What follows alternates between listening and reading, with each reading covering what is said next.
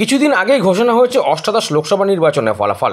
সেই নির্বাচনের ফলাফল ও রাজ্য রাজনীতি নিয়ে প্রধানমন্ত্রী নরেন্দ্র মোদীকে তীব্র আক্রমণ করলেন বিশিষ্ট তৃণমূল নেতা নির্মল শর্মা। তিনি এও জানান, দেশে মিলিজুলি সরকার আর বেশি দিন টিকবে না। প্রথম কথা বলি, আমি সারা বাংলার রাজনীতি দেখলাম। আমাদের বিজেপি যে প্রধানমন্ত্রী বাবু, আমাদের পশ্চিমবাংলায় একটা প্রধানমন্ত্রী 9 বার এসে এখানে কোনো স্টেটে যায়নি, বাংলায় এসেছে।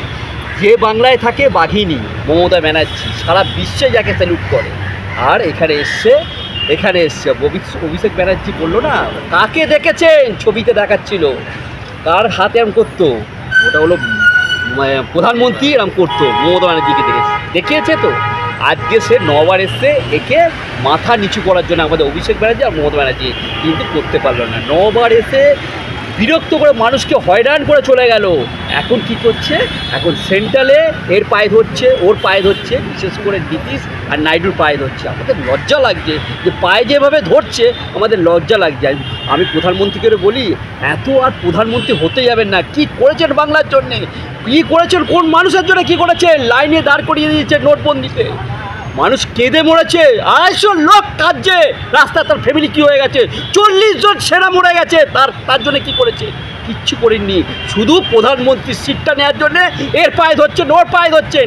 এ ধরে করবেন না, মানুষকে নিয়ে খেলা করবেন না, সারা বিশ্বের লোককে, সারা ভারতবর্ষের লোককে নিয়ে খেলা করবেন না। আমি শুধু একটা সাধারণ মানুষ হয়ে বলছি, আপনি শুধু পায়ে যেভাবে ধরছেন আমি দেখছি, আজ নাইডুর পায়ে ধরছে, এ ধরছে, যা ইচ্ছে সব দিয়ে নিন, কিন্তু আমাকে প্রধানমন্ত্রীর সিটটা দিন। কারণ সে 6 কোটি টাকার প্লেন চড়তে পারবে না। এই যে রাজভবনে যে এমপি সংসদ ভবন করেছে, সেই সংসদ ভবনে রিল্যাক্স করতে পারবো না, 10 কোটি কোট চড়তে পারবো না। এত রিল্যাক্স কোথায় চলে যাবে? আমার শেষ বয়সে আরেকটু রিল্যাক্স চাই। এই রিল্যাক্সের জন্যে সবাই চলে যাক, আমার প্রধানমন্ত্রীর সিট চাই। এই প্রধানমন্ত্রীর সিট দিয়ে আর ছেলেমিলে করবেন না, মানুষের জন্য কাজ করুন। মানুষ কীভাবে মরছে, সারা ভারতবর্ষের লোক কীভাবে মরছে, একটা কোনো কারোর চাকরি নেই, শুধু স্টেটগুলোকে, নিজের রাজা থেকে স্টেটগুলোকে মারছেন। আজকে বাংলার মানুষের অবস্থা দেখুন, বাংলার ঘর নেই, টাকা নেই, কিছু নেই। আমাদের জননেত্রী কীভাবে মানুষের পাশে থেকে মানুষের জন্য করছে 24 ঘন্টা, যে মানুষের জন্য কিছু, তার জন্য আপনি কি কোনোদিন দোহাই দিয়েছেন? যে এই প্রধানমন্ত্রীকে কিন্তু সারা বিশ্ব থেকে আমাদের দোহাই দিচ্ছে, আমাদের অগ্নিকন্যা মমতা ব্যানার্জিকে। কী পেয়েছেন? বিদেশ থেকে পুরস্কারও পেয়েছে। এইগুলো আমরা রাগ ধরছে, এই বাংলায় শুধু পাচ্ছে, কোনো স্টেট পাচ্ছে না। এইগুলো করে রাগ করবে না। বাঙালি এখানে বাঙালি ভারতবর্ষে একটা শ্রেষ্ঠ জাত, সেই জাতকে কলঙ্ক করছেন আপনি, এইখানে এসে কলঙ্ক করছেন। এই জন্য বাঙালি আপনাকে দেখিয়ে দিয়েছে যে বাংলা কি করতে পারে। আপনার যে অহংকার, বলেছে মোদি হাম ক্যা হ্যায়, মোদি গ্যারান্টি। তা মোদি গ্যারান্টি আপনার কী হলো? এখন এর পায়ে ওর পায়ে ধরে গ্যারান্টি বানাচ্ছেন। গ্যারান্টি, এটা গ্যারান্টি হচ্ছে? কাকে বলুন না, আজ আমি মোদি গ্যারান্টি। এখন আপনি যখন শপথ গ্রহণ করবেন, বলবেন আমি মোদি গ্যারান্টি। আপনার 26 ইঞ্চি যে বডিটা ছিল 2 ইঞ্চি হয়ে যাচ্ছে কেন? বলুন, আপনি বলুন। আমরা এটাই চাই, আপনি সাধারণ মানুষ হয়ে বলছি। আর করবেন না, মানুষের জন্যে করবেন। 130 কোটি মানুষকে এইভাবে মারবেন না। বাংলার জন্য কিছু করুন, বাংলার জন্য কিছু করুন। ওপরওয়ালা আপনার মা বলেছিল, এই মমতার পাশে লাগবি না, তুই শেষ হয়ে যাবি, রাম নিয়ে খেলবি না। রাম আপনাকে তীর মেরে দিয়েছে, আর আপনাকে উঠতে পারছে না। এই জন্যে আপনাকে সবার পায়ে ধরতে হচ্ছে। আপনি ঠাকুর নিয়ে খেলেছেন, নিজেকে ঠাকুর মনে করেছেন। ঠাকুর আপনাকে দেখিয়ে দিয়েছে, দেখ আমাকে তুই ঠাকুর মনে করছিস, তুই জনসাধারণের কাছে পায়ে ধর, আরও পায়ে ধর। এখন সবার কাছে পায়ে ধরছে। এখন এই প্রধানমন্ত্রী থাকবে কি থাকবে না, ঈশ্বর জানে। ঈশ্বরের সঙ্গে যা গড়দান করেছে, নিজে ঈশ্বর ভেবে আজকে মানুষকে কিভাবে করেছে, তার প্রতিদান দিচ্ছে। আমরা সাধারণ কর্মী, আমরা অভিষেক ব্যানার্জির কর্মী, আমরা মমতা ব্যানার্জির কর্মী। আমরা এইভাবে মানুষের পাশে থাকি। অনেক টিএমসির নেতা, অনেক কিছু আছে এই বাংলায়, কিন্তু অনেক রকম মানুষ আছে টিএমসির নেতারা, যে সেটা জননেত্রীকে অপমান করে। কিন্তু আমরা সব জানি, আমরা চাই না এগুলো বলতে মিডিয়ার কাছে।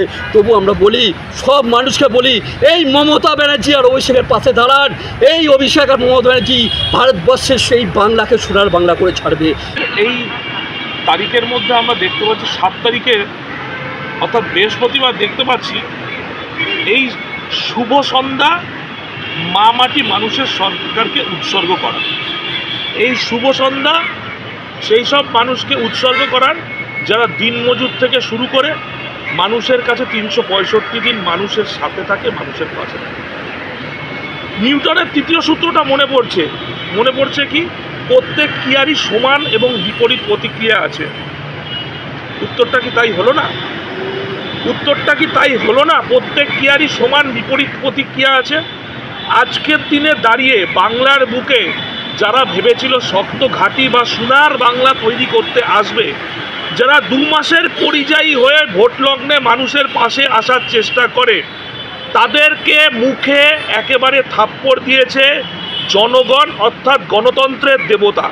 আজকে মানুষের বুকে, মানুষের মুখ থেকে যে আওয়াজ বেরিয়েছে গণতন্ত্রের আওয়াজ।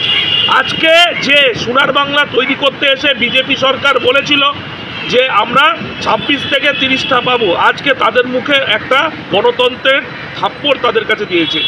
আজকের দিনে থাপ্পড় দিয়েছে যারা সাদা কাগজে সন্দেশখালিতে 2000 টাকার বিনিময়ে মা বোনেদের ইজ্জত নিয়ে খেলা করত, তাদের সেসব মা বোনেরা আজকে সেই থাপ্পড় দিয়েছে বিজেপি সরকারকে।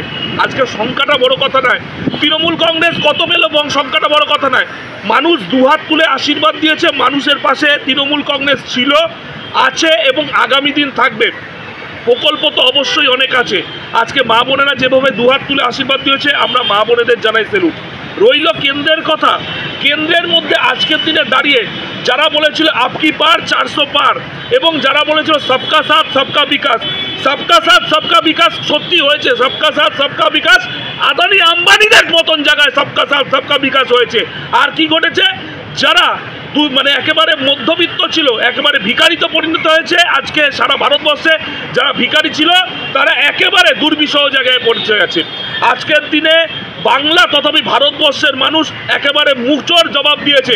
যেখানে দেখতে পেয়েছেন একটা এমন জায়গায় আটকে গিয়ে পড়েছে, আজকে এনডিএ সরকার তৈরি করতে হলে একটা মিলিজুলি সরকার এবং চন্দ্রবাবু যে নীতিশ কুমার এবং চন্দ্রবাবু নাইডুর হাত ধরে তাকে যেতে হচ্ছে। আজকের দিনে বাংলা থেকে শিক্ষা নেওয়া উচিত। আজকের দিনে বাংলার থেকে সমস্ত কিছু নেওয়া, জিজ্ঞাসা করা উচিত যে বাংলা যে মডেল দাঁড় করিয়েছে কেন্দ্রের মধ্যে এবং সারা ভারতবর্ষ তথাপি পৃথিবী জুড়ে যে মডেল দাঁড় করিয়েছে, সেটা কেন্দ্রীয় সরকারকে শিক্ষা নেওয়া উচিত। এবং সর্বোপরি বলি, বিগত দিনে আমরা দেখেছিলাম যে নীতিশ কুমার থেকে চন্দ্রবাবু নাইডু যারা এই বিজেপি সরকার থেকে পিছনে সরে দাঁড়িয়েছিল, কোশ্চেনটা রেখে যাই, আগামী দিনে সেই বিজেপিকে ছেড়ে সরে যাবে না তো? তখন বিজেপি অর্থাৎ এনডিএ সরকার তখন কি করতে পারবে বা কি করবে, এই কোশ্চেন রেখে যাই। আর দ্বিতীয় কথা, আজকের দিনে এই ইন্ডিয়া জোট আজকে এনডিএর বিপরীতে গিয়ে যে জোট বেঁধেছে, তাতে মানুষ দুহাত তুলে আশীর্বাদ দিচ্ছে। আগামী দিনে সরকার বলবে মানুষ কিভাবে মানুষের পাশে থাকবে, এই ইন্ডিয়া জোটের পাশে কীভাবে থাকবে। কিন্তু আজকের দিনে বাংলার বুকে যে জননেত্রী এবং সর্বোপরি ভারত নেত্রী, বাংলা তথাপি ভারতবর্ষের বিভিন্ন জায়গায় বুঝিয়ে দিয়েছে মানুষ কি চায়, মানুষ কি করবে।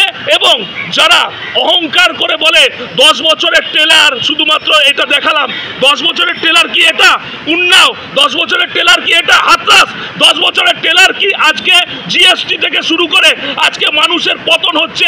একবার লাইনে দিলে কতবার লাইনে দাঁড়াবে? আমরা জিজ্ঞাসা করি কতবার লাইনে দাঁড়াবে? এটিএম এর লাইনে, একবার জিএসটির লাইনে, একবার টাকা লেনদেনের লাইনে কতবার মানুষ দাঁড়াবে? আজকে মানুষকে যেভাবে এই কেন্দ্রীয় সরকার লাইনে দাঁড় করিয়েছে, আজকে সেই কেন্দ্রীয় সরকারকে লাইনে দাঁড় করিয়েছে এই ভারতবর্ষের মানুষ, বাংলার মানুষ।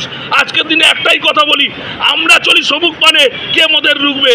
আমরা চলি সমুখ পানে, কে মোদের রুখবে? তৃণমূল কংগ্রেসের যোদ্ধারা যারা 365 দিন মানুষের পাশে থাকে, মানুষের সাথে থেকে চলে, আমরা যখন সমুখ পানে চলবো, তখন এই বিজেপি সরকার, এই কেন্দ্রীয় সরকার যারা আজকের দিনে মানুষের পাশে থাকার প্রস্তাব নিয়ে মানুষের কাছে একগুচ্ছ আবার মিথ্যা প্রতিবাদ দিচ্ছে, মিথ্যার আচার ধরছে, আমরা বলবো আবার একগুচ্ছ হয়ে আমাদের এগিয়ে যাওয়ার সময় মমতা ব্যানার্জি মানবিক মুখ্যমন্ত্রী, বাংলার মুখ্যমন্ত্রী, আগামী দিনে পথ দেখাবে ভারতবর্ষের বুকে কিভাবে এগিয়ে নিয়ে যায়।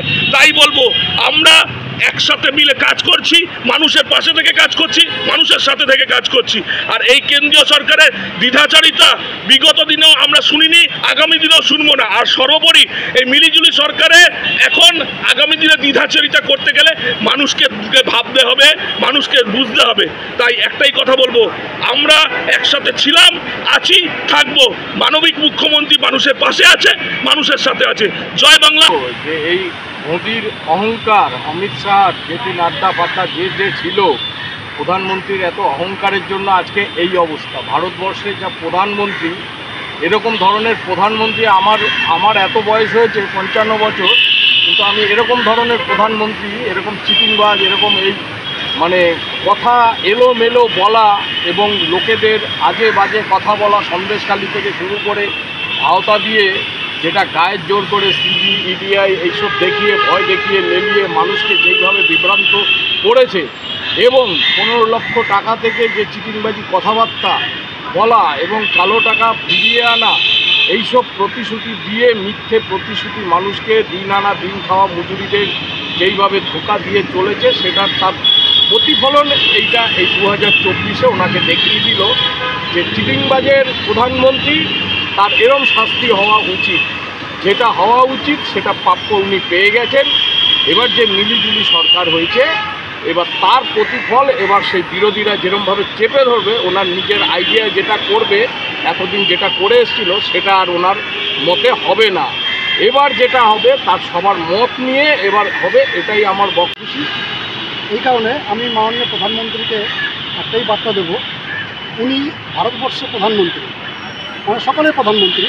উনি একটা প্রধানমন্ত্রী হয়ে, জ্ঞানী ব্যক্তির লোক হয়ে চন্দ্রবাবু হাত ধরে কীভাবে টেনে ওনাকে বসাচ্ছে, ওনাকে এটা শোনা দেয় না।